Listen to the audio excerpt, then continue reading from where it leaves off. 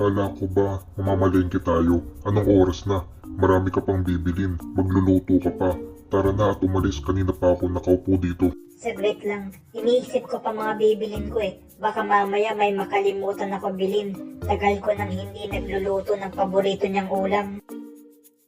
Okay, sige. Pakibilisan mo. Kanina pa ako nangangalay dito. Inip na ako. Sige na nga, alis na tayo. Kukuhanin ko lang yung pitaka ko. Bakit di pa rin makita si Musiko? Uutusan ko yung dalawa.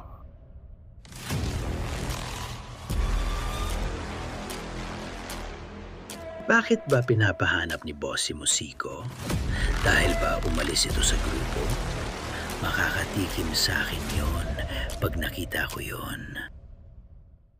Sino nagsabing puntahan nyo? Ang inutos ni Bossing, hanapin nyo lang siya. Huwag nyo siyang gagalawin. Ninakaw niya ang itim na kahon ni Boss. Kung nabuksan niya yon, wala kayong laban.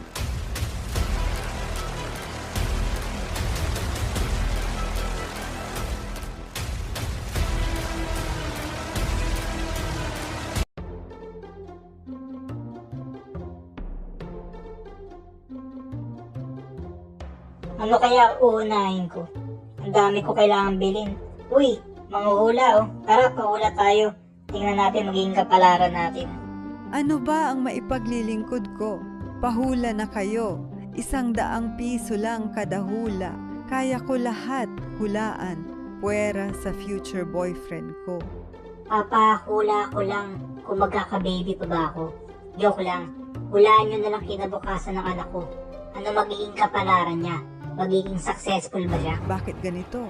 Wala akong makita sa kinabukasan ng anak mo. Ang nakikita ko lang ay isang orasan. Orasan. Puro orasan. Paikot-ikot. Paikot-ikot. Orasan na. Walang ibang ginawa kundi umikot ng umikot. Makapamyari ang orasan. Paikot-ikot. Nakakakilabot. Mag-uudyok sa iba. Nabuksan ang daan. Patungong kabila. Tiktok. Tiktok. Tiktok. Tiktok. Di ko alam ano meron sa itim na kahon na yan. Wala akong pake, tara.